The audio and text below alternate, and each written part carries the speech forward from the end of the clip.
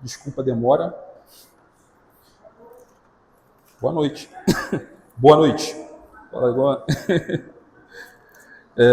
Vamos,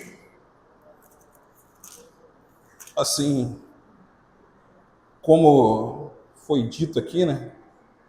Não deixem de estar orando, principalmente também pela irmã Vanilda, irmã Almerinda também, porque é algo que a gente, como igreja, né? É o que a gente pode fazer de melhor. Vamos botar assim, porque elas necessitam das nossas orações, elas precisam, e que a gente, todo mundo precisa de uma oração, né, gente? Então vamos juntamente com todos, né, fazer isso. E, bom, hoje vamos falar sobre um assunto bem polêmico, um assunto que eu não gosto de pregar, eu gosto de falar, eu não gosto de pregar não, mas eu gosto de falar desse assunto assim. Nós vamos falar um pouco sobre paternidade. O pastor já fala pra caramba sobre paternidade, né? Ele, o tempo inteiro, às vezes, não o tempo inteiro, né? Mas ele gosta muito de falar sobre esse tema. E durante alguns anos, né, pra cá, eu me deparei com diversas situações onde muitas pessoas da igreja, né, eram cristãs, e eu perguntava para ela, como é que você sabe que é filho de Deus? Ou às vezes me perguntavam, né, como é que você sabe que é filho de Deus?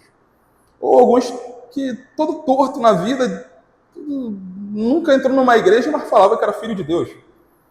E isso sempre ficou na minha cabeça, né, martelando. Como é que eu vou falar para uma pessoa dessa que ela é ou não é filha de Deus? Né? Até porque o filho, geralmente, ele reconhece seu pai.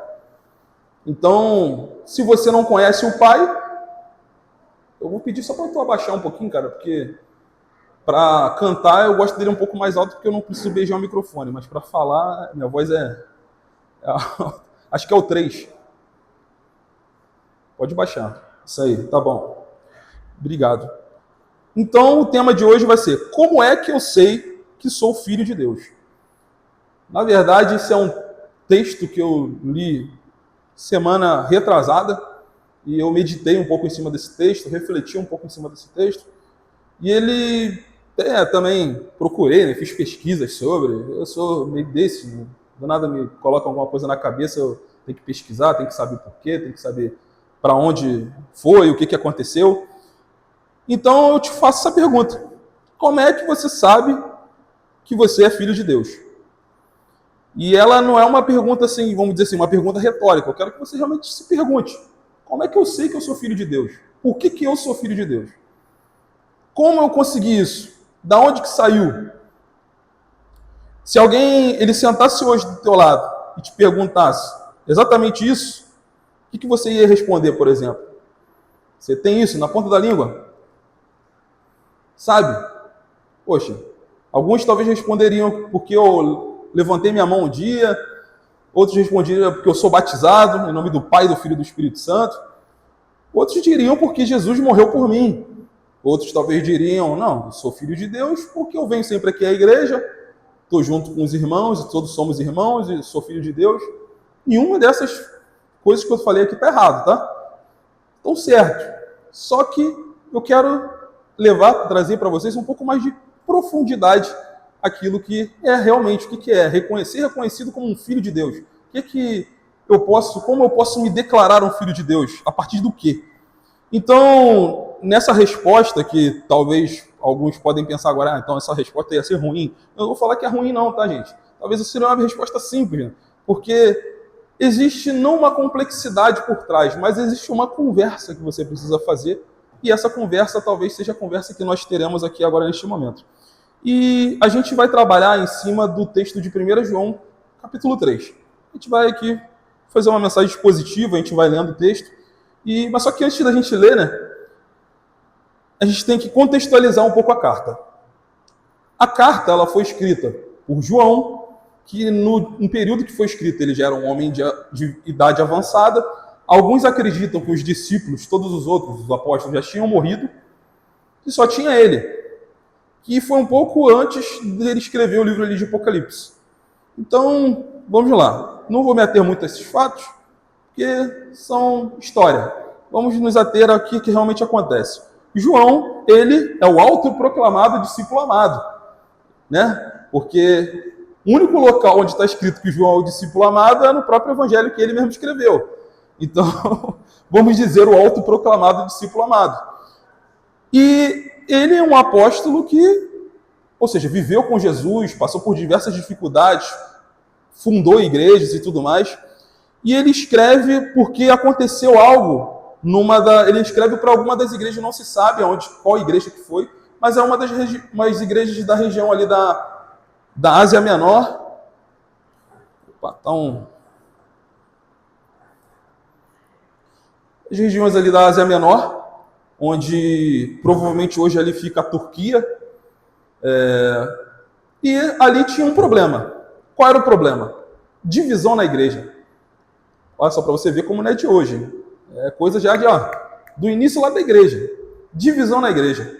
Chegou uns irmãozinhos lá, decidiram rachar a igreja, foi para um canto e começaram a pregar um monte de heresia. Então João, como líder, né, vamos dizer assim, espiritual daquela igreja ali, ele se achou no direito e com toda certeza ele estava correto de escrever essa carta alertando e exortando ali aquela igreja.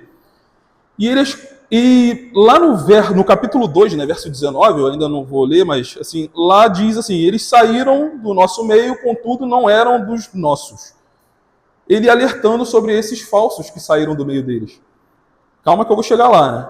Um grupo saiu da igreja e não saiu quieto, né?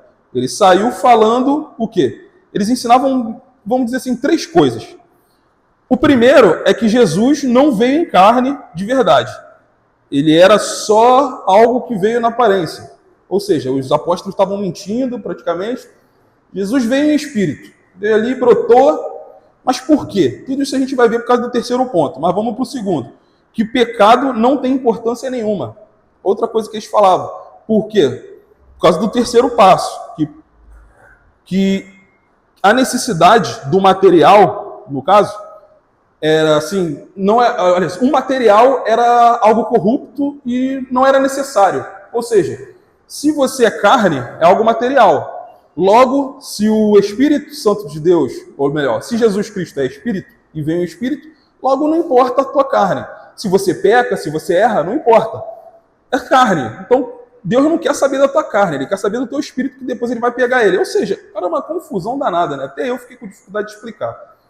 Então, é um negócio que, para você ver, heresias sendo pregadas ali e coisas que aconteciam naquele meio e muitos daqueles estavam começando a duvidar de si próprios, duvidar até mesmo da sua fé e se levar por essas doutrinas ruins, doutrinas vãs.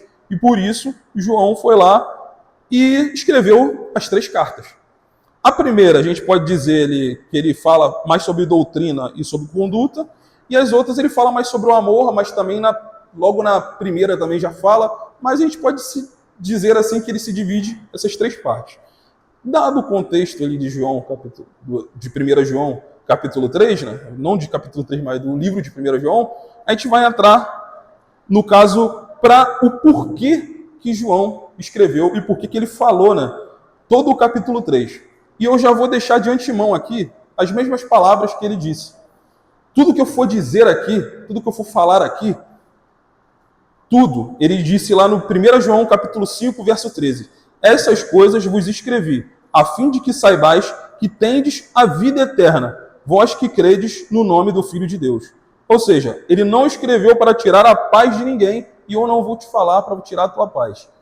Vamos falar um pouco sobre o pecado, vamos falar um pouco sobre várias coisas, só que a gente sempre tem que colocar em prol e colocar na mesa sempre o quê? A cruz de Cristo. Então, vamos para a nossa leitura, amém? Nossa, tô quase falando sem microfone, calma aí. Pronto, tá melhor? Esse negócio tá me incomodando. Estão me ouvindo bem? Desculpa, gente, é porque eu tenho problema com isso. Eu não posso ouvir ruído, não posso ouvir nada que eu fico nervoso. Mas vamos lá. 1 João, capítulo 3, a partir do verso 1. Diz assim, a minha versão é a King James, se quiser colocar na mesma aí, mas diz assim: vede que imenso amor nos tem concedido o Pai, a ponto de sermos tratados como filhos de Deus. E em realidade somos filhos de Deus. Por esse motivo, o mundo não nos conhece, porquanto não conheceu a Ele mesmo. Amados, agora somos filhos de Deus, e ainda não se manifestou o que havemos de ser. Todavia, sabemos que quando Ele se manifestar, seremos semelhantes a Ele, pois o veremos como Ele é. E todo o que tem nele essa plena confiança purifica a si mesmo, assim como Ele é puro. Todas as pessoas que vivem costumeiramente pecando, também vivem em rebeldia contra a lei, pois o pecado é transgressão da lei. Sabeis igualmente que Ele se manifestou para tirar os nossos pecados, e nele não há pecado. Todo aquele que permanecer nele não vive pecando. Toda pessoa que continua no pecado não o viu, nem tampouco o conheceu. Filhinhos, ninguém vos iluda. Quem pratica a justiça é justo, assim como ele é justo. Aquele que vive habitualmente no pecado é do diabo, pois o diabo peca desde o princípio. Para isso, o Filho de Deus se manifestou para destruir as obras do diabo. Todo aquele que é nascido de Deus não se dedica à prática do pecado, porquanto a semente de Deus permanece nele e ele não pode continuar no pecado, pois é nascido de Deus. Deste modo, conhecemos que quem são filhos de Deus e quem são os filhos do diabo. Quem não pratica a justiça não procede de Deus, nem tampouco aquele que não ama o seu próximo. A gente vai até aqui o verso 10.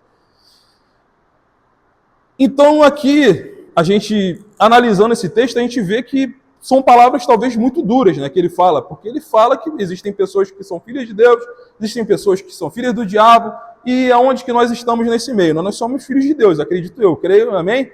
Amém? Somos filhos de Deus. Então, a primeira resposta para essa pergunta, né, como que eu sei que sou filho de Deus, seria: eu sei que sou filho de Deus porque o Pai me chamou de filho. Logo no primeiro versículo, ele diz assim, maravilhado, né? A gente tem que ler, até se puder botar na tela, versículo 1. Ele fala exatamente assim: vede que imenso amor nos tem concedido o Pai, a ponto de sermos tratados como filhos de Deus, e em realidade somos filhos de Deus. Por esse motivo, o mundo não nos conhece, porquanto não conheceu a Ele mesmo. E aí a gente vê essa questão do início. Vede que imenso amor nos tem concedido o Pai. Nesse primeiro ponto, João ele fala, né, de uma forma a enfatizar a maravilha que é e a dádiva que é ser filho de Deus. Então, primeiramente, a gente vê um entusiasmo deste homem, que, lembrando, era um homem já de idade, já tinha passado por diversas situações, mas mesmo assim ele se maravilhava quando ele não descobria, né, mas quando ele falava do amor de Deus. E eu digo assim, quantas vezes nós também não nos maravilhamos quando lemos, às vezes, a Bíblia, né, e nos deparamos com situações assim da beleza do amor de Deus para conosco. Aquele amor constrangedor que a gente, às vezes, não consegue compreender, né? Nossa, por que ele fez isso por mim? Como? Porque eu nem tinha nascido ainda, mas ele já estava fazendo. Então, essa maravilha do amor de Deus, esse é o entusiasmo que João tinha ali naquele momento. E ele, como eu disse, é alguém que viu a Jesus Cristo, é alguém que esteve com Jesus Cristo, ele viu a igreja sendo fundada, ele viu igrejas com problemas, ele estava falando com uma igreja com problemas. Então, você percebe que, primeiramente, já de início, que algo a se colocar como a paternidade que Deus nos dá, que vem do amor dele, é algo incrível. É algo que você fica realmente maravilhado. Então nós, como seus filhos, deveríamos estar sempre assim, pensando que estamos maravilhados. Então, prosseguindo, agora a gente repara na nossa versão aqui, né? Ele diz o seguinte, que mais à frente ele fala, ao ponto de sermos tratados como filhos de Deus. Isso aqui eu até pesquisei um pouco, né, dessa questão do tratados como filhos de Deus. Eu pesquisei um pouco sobre a questão de como ele conecta isso, mas a palavra aí, na verdade, ela é uma palavra lá grega, mas ela significa chamados. Você é chamado a ser filho de Deus. Melhor termo talvez seria isso. Ao ponto de sermos chamados como filhos de Deus. Porque quando você coloca, né, que é tratado, às vezes é só um tratamento, talvez é um título. Mas não, ele te chama a ser filho. Ele não só diz que você é filho, ele te chama a ser filho dele. Ele fala para você e te chama pelo teu nome. Ele te conhece, ele quer você bem. Então a primeira coisa que a gente entende é isso, de que somos chamados a ser filhos de Deus. E quando aceitamos esse chamado de ser filho de Deus, nós nos tornamos, sim, filhos de Deus. E João, ele viu uma dúvida talvez chegando ali, né? Por conta do que ele falou, e logo após ele já vem falando. Em realidade, somos filhos de Deus, confirmando. Sim, vocês são filhos de Deus. Olha, é um amor maravilhoso, vocês são chamados a serem filhos de Deus, e sim, vocês são filhos de Deus. Foi mais ou menos o que eu falei aqui no início. Eu acredito que todos são filhos de Deus. Eu creio que todos são filhos de Deus, porque eu creio na transformação do nome de Jesus Cristo, na transformação que há no nome dele. E você não é tratado como filho, você é filho. Isso não é um apelido que você ganha, isso não é talvez um títulozinho de rodapé ali que você vai ganhar para um avatarzinho, não. Sou Diogo, filhinho de Deus, filhinho do papai. Para tu botar lá na rede social agora. Não, você é filho. E quem é filho, ele é alguém que se importa com o que o pai quer. Ele se importa com os desejos do pai. Ele se importa com aquilo que o pai ele quer ensinar. E a gente, caminhando, a gente consegue entender que tudo isso foi concedido a nós de graça. Ele continuando aqui o texto, ele diz: por esse motivo, o mundo não nos conhece, porquanto não conhece a ele mesmo. E aqui tem mais um ponto que eu queria trazer, né? Às vezes a gente pode se deparar com situações em que pessoas, né, erradamente, às vezes, eu até antigamente tinha eu não lembro o nome do camarada, mas ele gostava muito de falar que eu não sou dono do mundo, mas eu sou filho do dono. Eu não estou aqui para ficar julgando ele, mas eu não sei qual que é a vida dele, mas tem muita gente que hoje em dia vive a vida como quer e diz isso. Existem pessoas até dentro da própria igreja. Às vezes elas estão na igreja, elas congregam, mas congregar não transforma ninguém em filho de Deus. Congregar não é ser filho de Deus. Congregar é mais uma atitude que os filhos de Deus também têm. Congregar é mais uma oportunidade de você, talvez, trabalhar para o Pai e também para você estar junto com os seus irmãos, que todos somos filhos. O congregar aqui, gente, e qualquer outra igreja, vamos botar assim, né?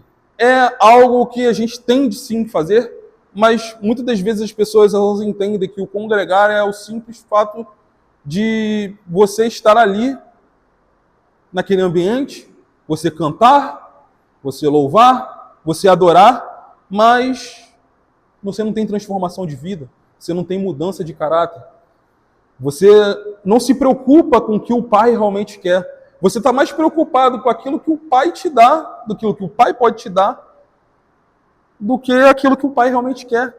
Você não quer ver o teu Pai feliz. Uma das coisas que a gente geralmente acontece, né, quando a gente vai crescendo, é a gente quer ver o Pai orgulhoso de você, né?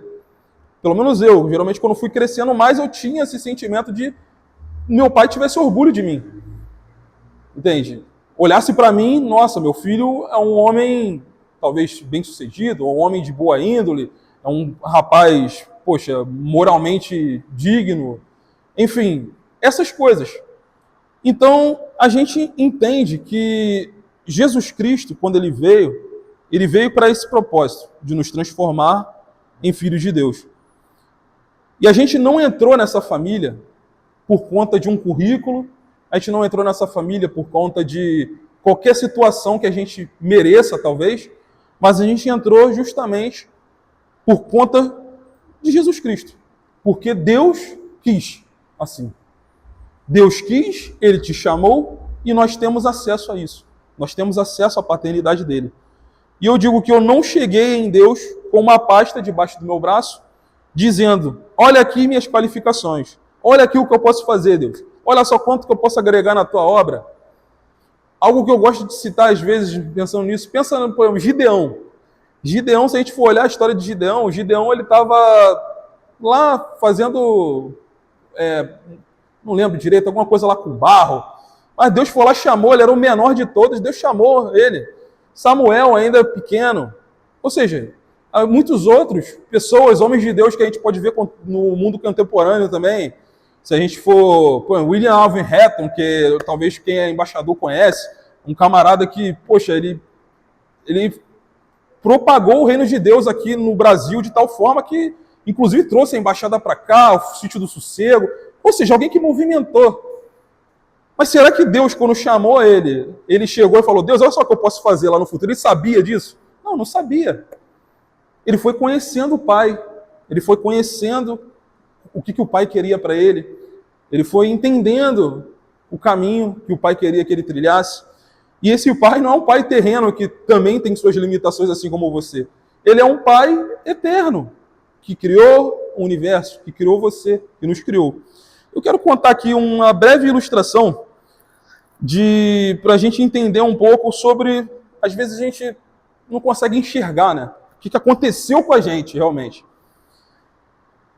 Porque se eu dependesse das minhas qualidades, das minhas qualificações para ser salvo, para ser filho, eu estava lascado. Entende? Porque qualificação mesmo, eu não tenho muita não. Só pode chegar e falar, poxa, você canta no ministério de louvor, você toca violão, sei lá o quê, papapá. Mas disso aí eu não nasci sabendo, daí eu não nasci fazendo. Eu tive que correr atrás, foi muita batalha com Deus, e eu digo que eu toco muito mais do que aquilo que eu me preparei para tocar e cantar. Entende? Porque aquilo, Deus, ele trabalha às vezes nas suas limitações. Ele vê que você está se esforçando e com um pouco que você talvez está conseguindo se esforçar, não por conta de assim você fazer de qualquer jeito, mas pelo próprio motivo de você se esforçar, a partir disso ele consegue fazer algo bom daquilo. E do pouco que você tem, ele consegue transformar algo em muito. Então, vamos lá para a ilustração, né? Sem rodeios.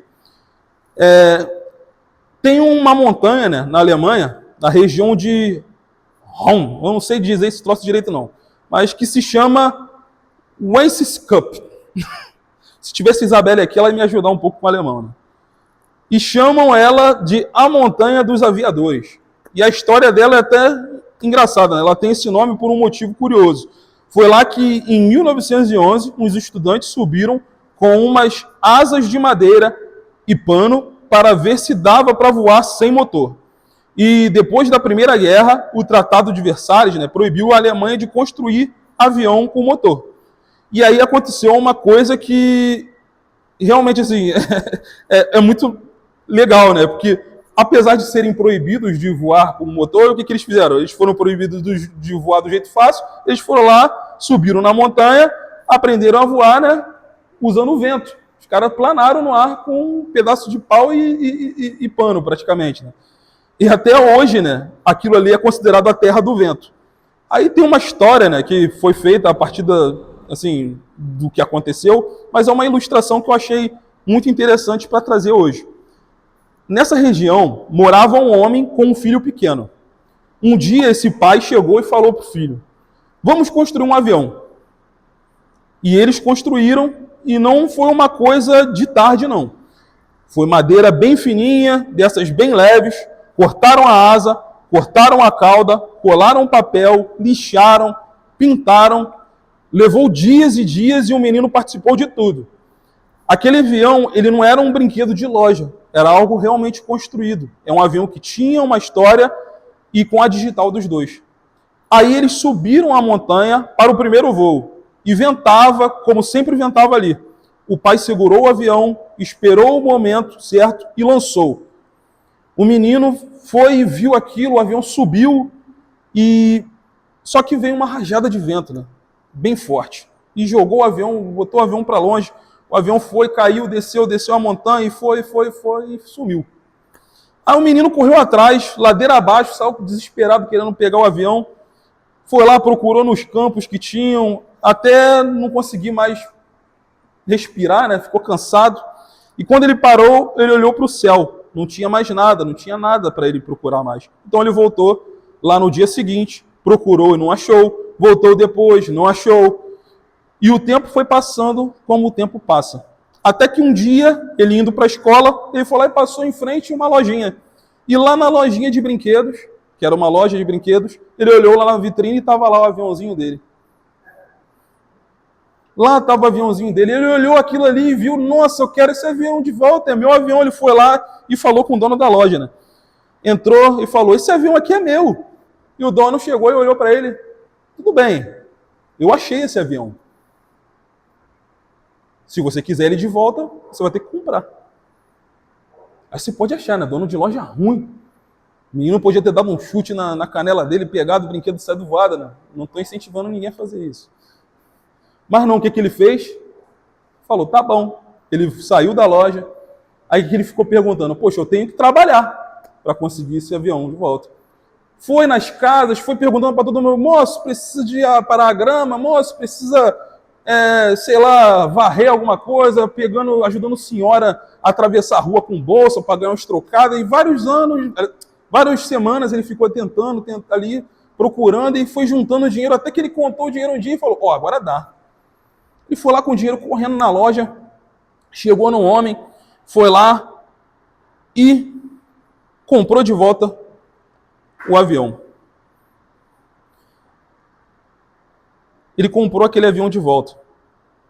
E quando ele pegou o avião, ele apertou aquele avião com uma força no peito, satisfeito.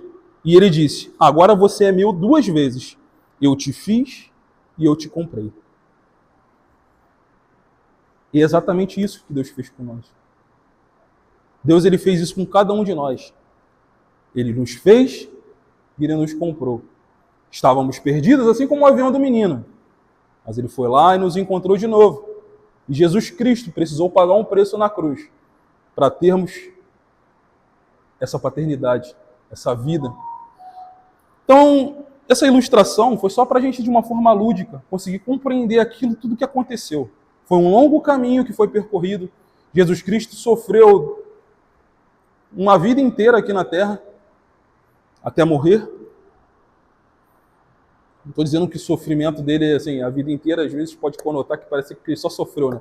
Teve momentos bons, claro, mas ele viveu como um homem. Nós sentimos dor, nos machucamos, sentimos tristezas pela partida das pessoas. Imagino que ele ficou muito triste quando José faleceu, que era um homem que criou ele era o pai dele também. Então ele sentiu tudo isso que nós sentimos. Não precisando, mas ele fez isso. Porque ele tinha que comprar a gente de volta. Porque ele criou a gente. Porque a gente sabe, né? O que está escrito lá no capítulo 1 de João, no Evangelho desse mesmo João que estamos falando agora? No princípio era o Verbo era Deus, o Verbo estava com Deus, o Verbo se fez carne. Ele estava lá com Deus desde o princípio. Ele nos criou. E você não foi feito por acaso. Você foi feito à imagem e semelhança de Deus. O Pai e o Filho fizeram você. Você não é um acidente, mas você foi levado para longe. E no seu caso, não foi o vento, foi o pecado. E boa parte foi a escolha sua e não minha. Quando nós nascemos, acabamos que nós nascemos já com essa natureza de pecar. A gente pode ver desde pequenino, por mais que o menino viva no tempo da ignorância, você vê que eles, às vezes, têm coisas que você vê que quando um menino faz alguma coisa, ou a menina, enfim, a criança, né? Ela faz alguma coisa errada, o pai vai lá e corrige. Mas pensa comigo, se fosse algo bom, realmente, que ele estivesse fazendo, você precisaria corrigir? Você não precisaria corrigir. Nós já nascemos assim, inclinados a fazer muitas das vezes o que é errado, o que não pode, o que não se deve, a desobedecer. E Jesus Cristo veio justamente para nós não vivermos mais debaixo dessa maldição, de que mesmo nascendo por conta do pecado com essa natureza, termos a capacidade de não por nós mesmos, mas olhando para a cruz, olhando para Cristo, sermos capazes de vencer o pecado. Não por mérito nosso, mas por mérito de Cristo. E continuando. Você pertence a Deus duas vezes. Por direito de criação e por direito de redenção. E é por isso que a Bíblia te chama de filho. Vede que é imenso amor. Né? Lá do início. Então, vamos para a parte B desse versículo, que diz assim: por esse motivo, o mundo não nos conhece, porquanto não conheceu a Ele mesmo. A gente às vezes se pergunta por que ser cristão incomoda tanto. Você nem falou nada, você só não foi você, só não participou e a pessoa já te olha todo atravessado. Às vezes você recusa, né? Ir em determinados lugares. Eu passei muito por isso, principalmente na época que eu decidi realmente viver eu estava vivendo uma semi-vida dupla aí, vamos botar assim. Porque eu digo que eu estava mais na igreja do que no mundo, né? Mas eu estava meio lá. Gente. Se eu estou meio lá, eu estou lá. O Deus não tem meio termo, né? Ou tá ou não tá. E eu acabei sofrendo um pouco com isso, porque os amigos chamavam para ir não sei onde, eu falava, cara, não dá não, porque eu já sabia o que tinha que acontecer. Fazer não sei o quê? Não vou, cara, não vou. E acabou que eles foram se distanciando, mesmo eu tentando manter ainda um contato com eles. Até que chegou um tempo que eu falei, tá. Entende? Porque não era para prosseguir, não era para acontecer dessa forma. E não digo que nem que é algo ruim da parte deles, é porque realmente não combina. Eu chegava lá e ficava no chatão, né? Que falava, pô, cara, tem como só reduzir um pouco. Eu não falava nem para parar de falar palavrão. Eu falava, pô, reduz um pouco o palavrão, não gosto muito não. É chato, principalmente porque com palavrão acaba que o cara começa a falar um monte de besteira mesmo. Às vezes o problema nem tanto é o palavrão, o problema é a quantidade de besteira que o cara fala sobre, enfim, mulher, dinheiro, droga e não sei o que lá. Então a gente acaba que fica dessa forma e a gente se distancia, ou melhor, às vezes a gente nem se distancia das pessoas, as pessoas se distanciam da gente. E a palavra diz que o mundo não conhece o Pai. E quem não conhece o Pai não reconhece o Filho. Então, você não precisa ficar se vitimizando, às vezes quando as pessoas, ninguém me quer, ninguém me fala comigo direito, quando você tem uma igreja aqui que quer se relacionar com você. É para isso que somos irmãos. É para isso que existe aquilo que eu falei, congregar. É para isso.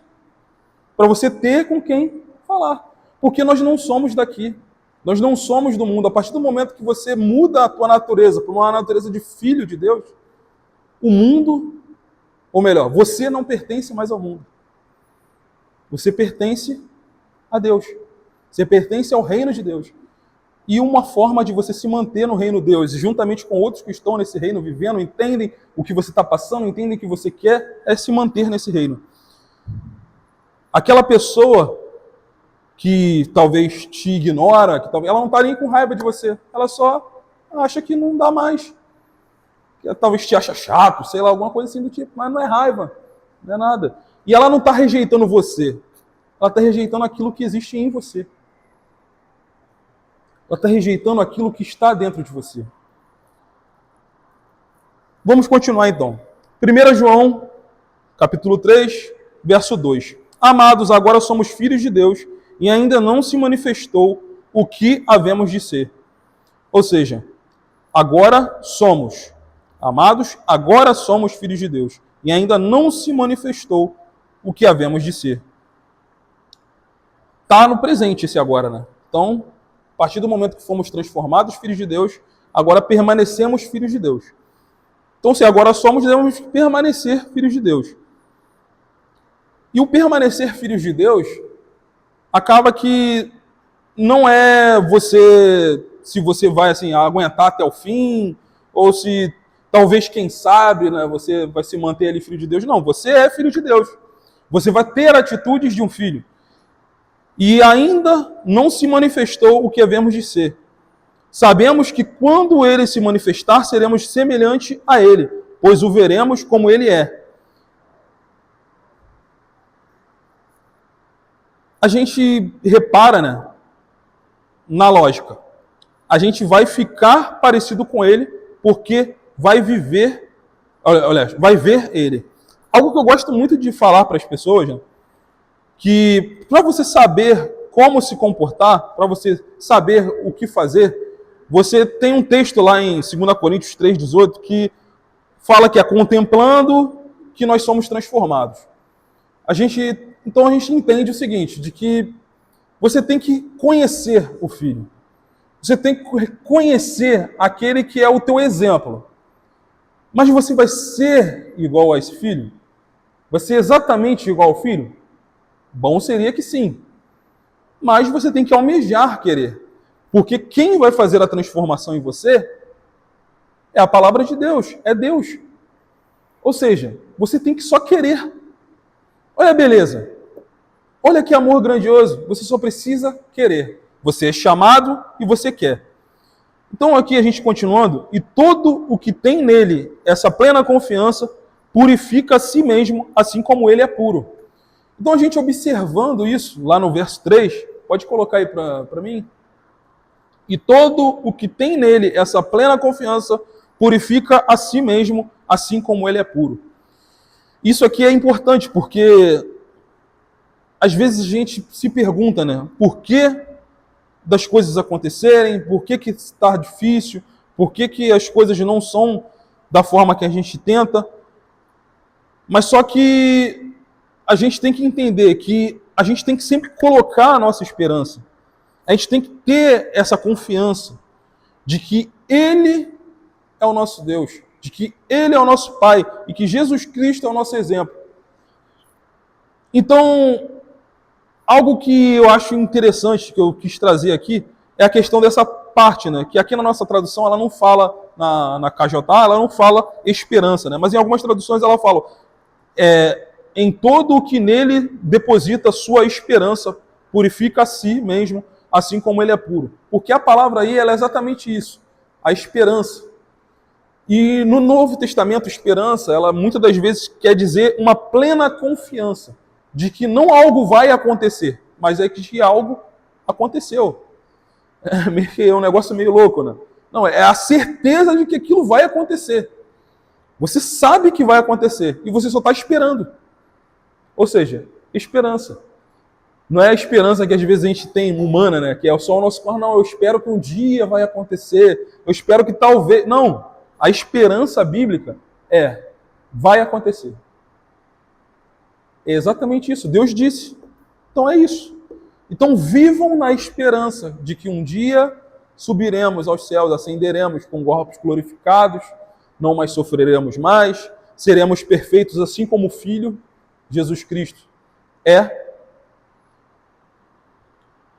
Então a gente tem que contemplar isso. E de que entender que essa esperança, ela não é algo que vai passar. É algo que se mantém. É algo que você pode confiar. E quem tem essa certeza se purifica. Por quê? Por causa do encontro que temos com Deus. Do encontro que você tem com Ele. Quando você conhece o Filho, conhece de verdade, é impossível para você não querer se purificar. Pensa o seguinte aqui, ó. Vamos lá, olha aqui comigo. Isabela não está aqui, vou falar. Mas não é nada demais, não. Mas eu, quando estava namorando com Isabela, né? Poxa, eu ia lá, quantos aqui não foi assim, né? Me preparava todo, me perfumava, né? Preparando por encontro. Ficava lá uns 30 minutos do banheiro, que era banho, junto com pentear cabelo, que eu usava um cabelinho às vezes diferente. Pá, comprei até perfume, né? Isabela fica me zoando. Que tu quase não usa perfume hoje em dia, eu esqueço, gente. Eu correria, eu esqueço de jogar o perfume. Eu posso só o desodorante, mas o perfume eu esqueço. Hoje eu passei. Que ela me lembrou. Mas... Ou seja, me preparava todo, me adornava para o dia do grande encontro, né? Que eu ia me encontrar com a minha digníssima, que eu queria me casar, né? Queria viver uma vida com ela. Então por que a gente às vezes não faz isso com a noiva, né? Olha, com o cordeiro, com o noivo? Como noiva, nós não fazemos isso. Não nos adornamos, não queremos nos perfumar. Porque a vida é assim. A gente vai seguindo um caminho. E nesse caminho, o processo de santificação é exatamente esse. Nos adornando, nos vestindo, querendo fazer algo de bom para o nosso mestre. Querendo fazer algo de bom para aquele que vai chegar e vai vir e a gente vai ver ele. Às vezes a gente não percebe que o evangelho é algo simples demais. A gente consegue... Isso é algo que eu acho incrível. O evangelho, quando a gente olha para ele, a gente consegue colocar várias coisas e exemplos de uma vida simples para exemplificar o que é o evangelho. E Jesus faz isso com uma extrema beleza nas parábolas dele. Ou seja, a gente consegue exemplificar as coisas do evangelho de forma simples, do reino de Deus, assim como eu disse que agora, como deve ser a nossa preparação? A Bíblia nos diz que nós não estaremos num dia que haverá a festa das bodas do Cordeiro. Para ter bodas, precisa ter casamento. Haverá um dia que haverá um grande casamento, um grande banquete. E até quando esse dia chegar? Estamos aqui talvez num namoro. Alguns podem não gostar muito, né, do que eu falar. Talvez um noivado, melhor, né? Melhor, mais compromisso, já tem uma aliança ali no dedo de noivado. Só esperando um dia que vai chegar tudo. E quando tu vai encontrar com a tua noiva, como é que tu vai encontrar, né? O tempo inteiro você quer mostrar o teu melhor para ela. Você se preocupa com como ela vai te ver. E é penoso. Você sente prazer. Agora, se alguém aqui, na época que era noivo, ficava chateado porque ia encontrar com a noiva, ou então a noiva com o noivo, eu acho que tem algum problema aí. Eu, pelo menos, hoje em dia, às vezes nem tanto, né? Infelizmente. Às vezes a gente, vida de casado, tem uns dias aquele estressado, né? Aí tu casa, fica relaxado, aí a esposa fala, não quer sair não. Antigamente, eu falava que ia sair. Não, bora, vamos. Quer ir aonde? Puxava o cartão, não sabia nem como é que tu ia pagar, mas tu pagava. Pior que não, na época que eu fiquei noivo, eu já estava na Marinha, mas antes, isso que eu falo, Isabel, eu não vou te deixar nunca, cara. Tu pode tentar de qualquer forma, tu ficou comigo lá quando eu era o trapo lá, cara, não tinha nada. Não tinha nem emprego. Nem me sustentava direito. Então a gente entende que Deus ele nos buscou dessa mesma forma, quando nós ainda éramos rejeitados e inimigos dele. E esse texto ele diz exatamente isso até aqui. Então, vamos lá para o verso 4 e para a segunda resposta. Eu sei que eu sou filho porque o pecado deixou de ser o meu endereço. Ou seja, eu não vou sempre para ele. Se o Filho de Deus se purifica, o que a gente faz com o pecado que ainda está aí? Agora eu vou pedir para você não se escandalizar, né, com o que a gente leu aqui, porque é exatamente isso o que é. Versículo 4. Toda pessoa que vive costumeiramente pecando, também vive em rebeldia contra a lei, pois o pecado é a transgressão da lei. E a lei, né, que se fala aqui, né, é a lei de Deus. A gente tem que entender que não é uma lei feita por humanos. Ou seja, existem muitas igrejas, denominações, às vezes eu não vou ficar citando aqui, que às vezes colocam uma carga em você maior do que aquilo que Deus está colocando em você. Se a gente for falar, Diogo, então qual é a lei de Deus? Vamos lá. De início, 10 mandamentos. Pronto, já matei 10 para você. Aí Deus vai lá, Jesus Cristo chega para você e simplifica. Não, tem 2 grandes mandamentos. Amar a Deus acima de todas as suas, com todo o seu entendimento, as suas forças, e amar ao próximo como a ti mesmo. Já simplifiquei tudo. Não tem mais. Mas o que é amar a Deus acima de todas as suas forças, com toda a sua força, todo o seu entendimento? É o quê? Está aí falando.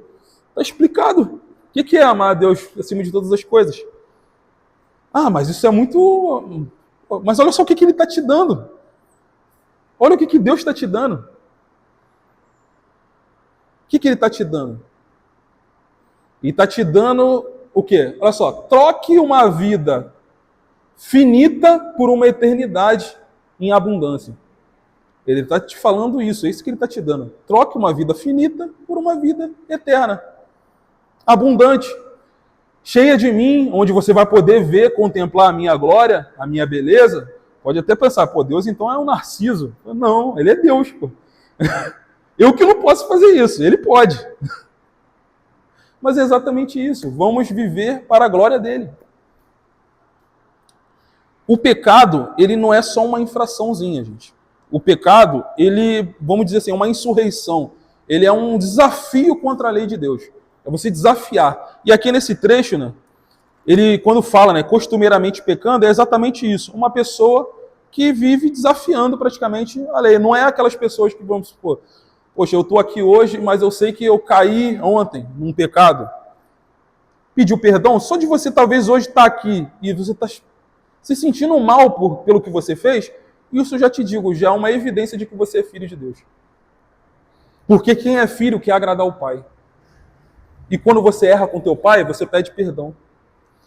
E quando você pede perdão, o pai perdoa. Porque o pai, ele é justo. E a justiça dele foi feita em mim, em você, cada um de vocês, através de Jesus Cristo na cruz.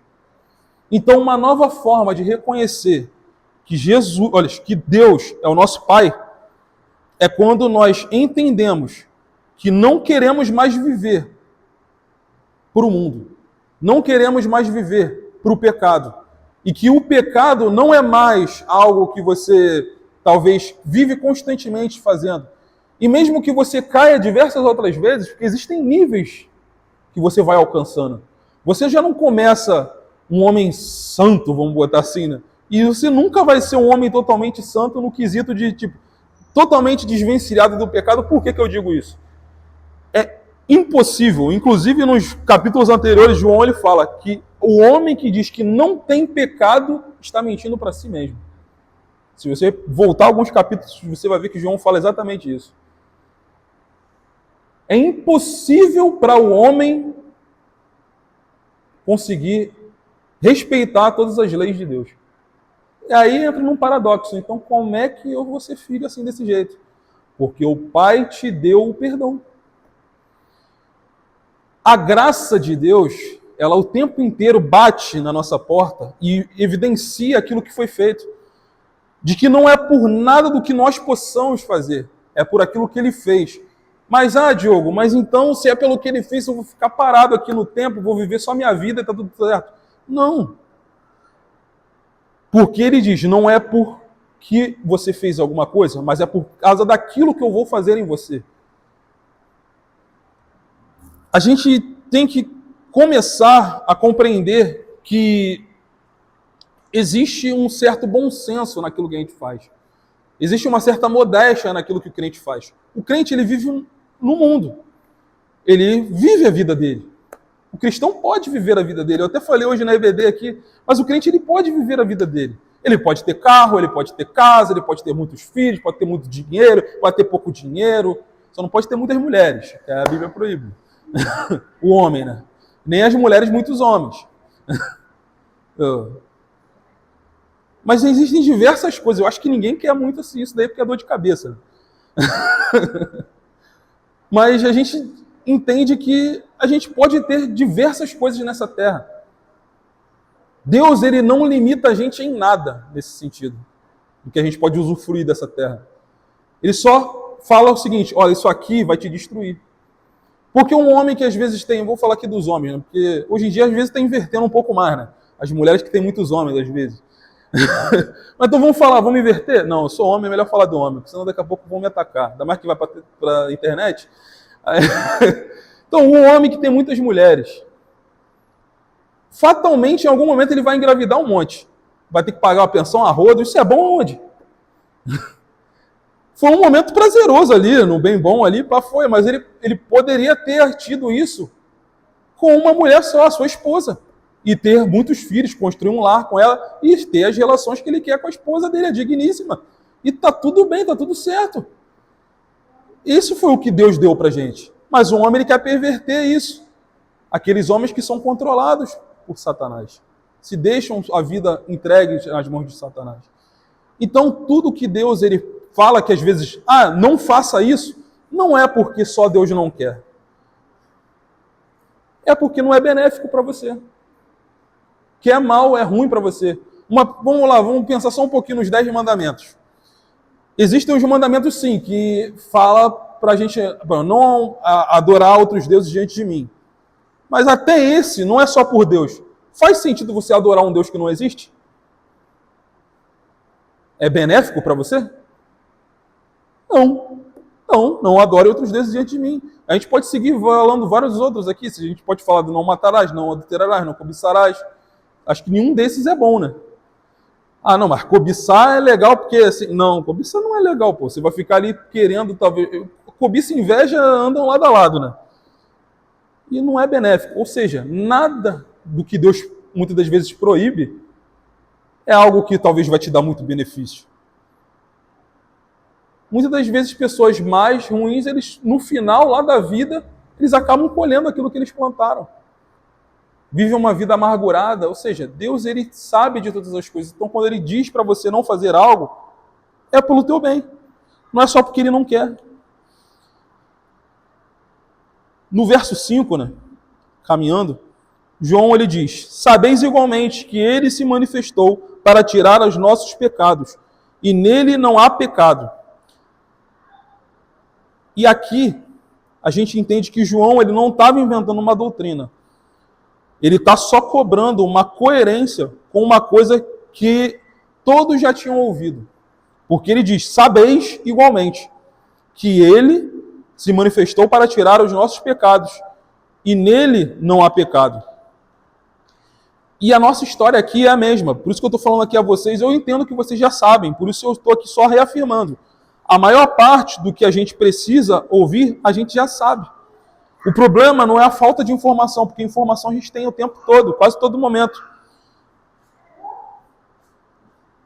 É o mesmo que a gente, vamos botar assim, João capítulo 1, verso 29, diz: eis o Cordeiro de Deus que tira o pecado do mundo.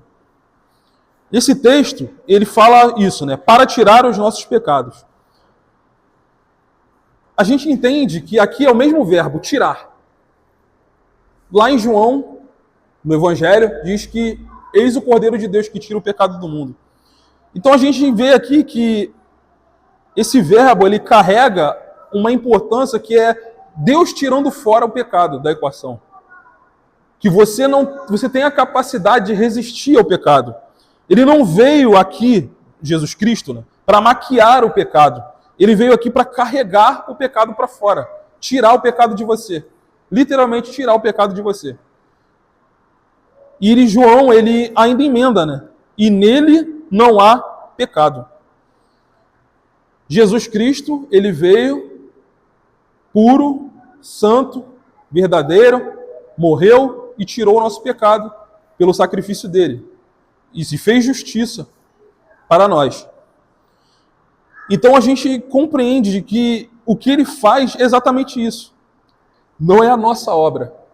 A nossa única obra, vamos botar assim, talvez que a gente pode fazer uma parcela, é resistir. Porque quando a gente vence o pecado, a gente não vence o pecado simplesmente desafiando o pecado. Indo lá, não, vou desafiar, vem pecado, pá, não, vai não, pá, chuta. Não. Jesus Cristo, quando ele vem e faz a obra na nossa vida, na nossa casa, ele começa a colocar algumas coisas, né? Alguns sentimentos na gente que fazem com que a gente se sinta mal com aquilo. E a gente começa a querer rejeitar aquelas coisas. E como eu disse, isso é mais uma das evidências que te fazem filho de Deus. Vamos prosseguir o verso 6. Todo aquele que permanece nele não vive pecando. Toda pessoa que continua no pecado não viu nem tampouco conheceu. Cristo veio tirar pecado. Nele não há pecado. Logo, se você diz que permanece nele e vive no pecado, tem uma contradição enorme. Então, se você está aqui hoje, talvez vive uma vida, talvez vida dupla, né? Porque eu não sei da tua vida. Eu não sei quem é você quando ninguém está vendo. Deus sabe. Então, por isso eu abro aqui a todos. Se existe alguém que está nesse, digo a ti, que você está vivendo uma vida de contradição. Porque filho se arrepende. Filho compreende o que ele precisa fazer. E não é só uma contradiçãozinha. É uma contradição que basicamente fecha o céu para você. E como alguém dizer que mora numa casa, né? E a gente encontra essa pessoa dormindo na calçada todo santo dia. É basicamente isso. Quando você vive uma vida de pecado, mesmo estando aqui dentro, congregando, como eu disse no início, mas você vive uma vida de pecado, você pode dizer quantas vezes você quiser que você é filho de Deus. Mas todas as vezes você só vai dormir na calçada da casa. Você sempre vai dormir na calçada da casa. Você só vai adentrar a casa se você deixar isso de lado. E hoje você reconhecer de que é sim um pecador, de que você precisa de reconciliação, que você precisa de mudança. E não pense que você precisa simplesmente mudar de uma hora para outra. Não, você precisa simplesmente tomar uma decisão. Aí você pode se perguntar, né? Irmão Diogo, então você está dizendo que crente não peca, né? Mas como eu disse antes, lá atrás existe um texto, 1 João capítulo 1, verso 8, diz assim: se afirmamos que não temos pecado algum, e a nós mesmos nos enganamos. E no próximo capítulo ainda, logo no primeiro versículo, se alguém pecar, temos um advogado junto ao Pai, Jesus Cristo, o justo. Ou seja, no mesmo livro, existem duas coisas que diz que você pode sim reconhecer que tem pecado. Você pode sim confessar os seus pecados, porque você tem um advogado, que se você cair, se você pecar, ele está lá para advogar a sua causa. Ele está lá para te purificar. Ele está lá para te restaurar. Então a gente entende que o pecado ele acaba se tornando não algo mais parte da nossa vida, mas é algo corriqueiro. Aos poucos o pecado ele se torna mais um tropeço, talvez um engasgo que você vai ter. Às vezes tu está na vida rápida demais e de repente acontece alguma coisa e não é mais aquele pecado que, vamos dizer assim, talvez seria aos olhos de muitos, né, escandaloso, sendo que é a mesma coisa, vai levar para o se você não se arrepender.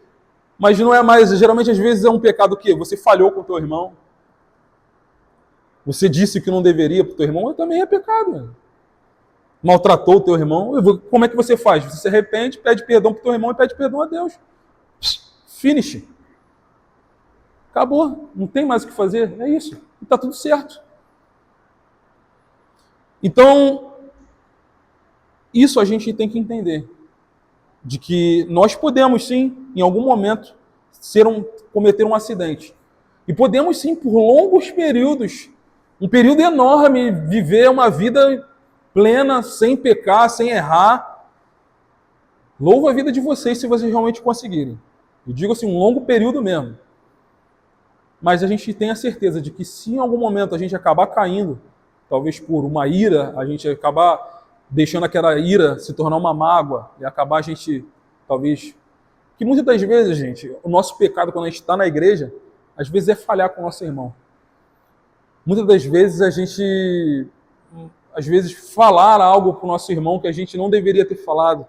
E às vezes falhamos também nós quando recebemos alguma ofensa, de nós guardarmos a mágoa e não falarmos com o nosso irmão que nós estamos magoados. E você fica ali com aquela mágoa, porque a mágoa também é algo ruim para a tua vida. Porque você passa a não mais amar, às vezes, o teu irmão, você passa a odiar. E aquele que não ama o teu irmão, comete pecado. Então, por isso que é importante, sempre, se você, até comigo, se tiver algum problema, que eu sou um cara com boca muito aberta, né? Às vezes eu falo que eu não devo também, só puxei minha mãe. Às vezes falo muito. Se eu tiver algum problema, vocês podem falar comigo tranquilamente. Eu não sou uma pessoa que parece que às vezes sou meio rígido, né? De vez em quando sou duro na hora de falar alguma coisa ou outra, mas eu sou também uma manteiguinha. Se você chegar para mim, pô, meu irmão, fiquei triste com isso que você falou, eu na hora eu vou vestir a carapuça e vou me sujeitar a você. Que é isso que o mestre fala pra gente. Então, aqui a gente aprende, né, que Não devemos viver uma vida de pecado. Mas se por acaso cairmos, temos um advogado que é fiel e justo para nos perdoar e nos purificar novamente. Enfim, eu vou, como já está extenso, né, o negócio, eu vou pular um pouco aqui, gente. Mas vamos lá para o verso 8. Aquele que vive habitualmente no pecado é do diabo, pois o diabo peca desde o princípio. Para isto, o Filho de Deus se manifestou para destruir as obras do diabo. Verso 9. Todo aquele que é nascido de Deus não se dedica à prática do pecado, porquanto a semente de Deus permanece nele e ele não pode continuar no pecado, pois é nascido de Deus. E então aí a gente chega na terceira resposta, que é: eu sei que sou filho porque ele plantou em mim algo que me incomoda. Isso para a gente fechar e finalizar já.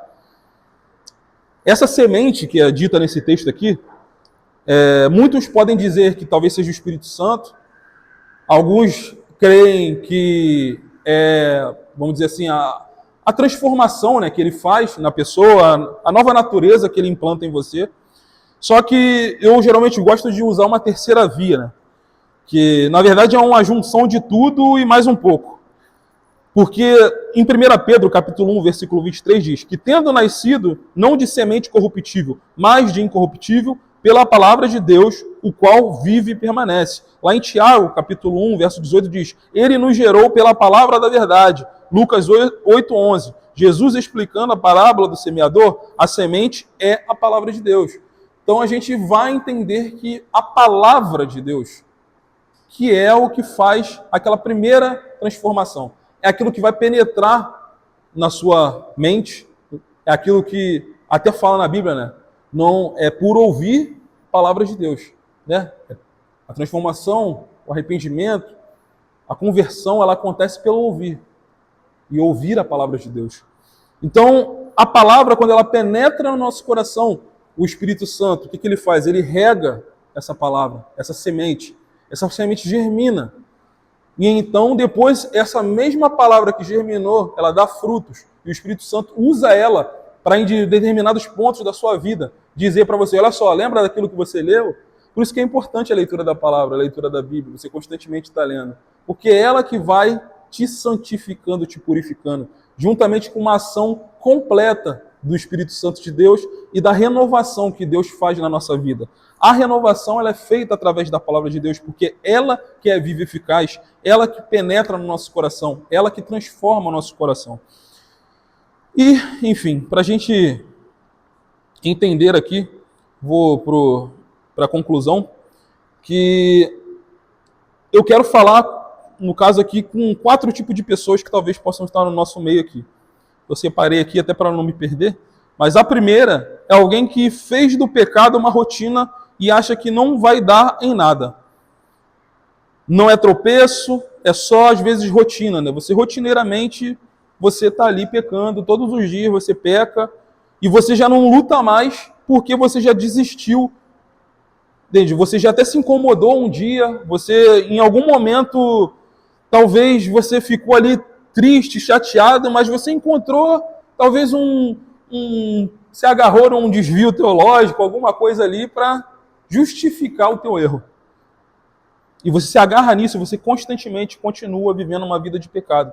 E você acha talvez que Deus vai abrir uma exceção para você, só que eu te digo que Deus não vai abrir uma exceção. E eu preciso te dizer, realmente, com a preocupação de quem realmente precisa expressar alguma coisa, que não há exceção. João aqui, ele diz isso claramente, que não há exceção. Isso não quer dizer que necessariamente você não é salvo, mas quer dizer que é sério o que você está passando. E que você precisa de hoje se arrepender. Você precisa de hoje de arrependimento. E como eu disse, é só se arrepender e pedir perdão pelos seus pecados. E pedir força a Ele para continuar. E eu digo a ti, às vezes é bom estar junto a um irmão. Eu sei que às vezes é complicado a gente se abrir com as pessoas. Mas se você não consegue se abrir com alguém, se abra com o pastor. Se você não consegue se abrir com o irmão ali da igreja, se abre com o pastor, ele está aqui para isso também. Talvez procure uma liderança, enfim. Mas não deixe que isso te perturbe ou deixe que isso diversas vezes acabe te trazendo isso. A segunda pessoa seria alguém esmagado de culpa que não consegue nem orar. Uma pessoa que ela se sente tão culpada que isso atrapalha ela no dia a dia, ela não consegue ler a Bíblia, ela não consegue orar, ela não consegue fazer nada, porque ela se sente suja, ela se sente incomodada. Ela até vem à igreja, ela vem aqui, canta, ora, louva, mas ela sabe do problema que ela tem.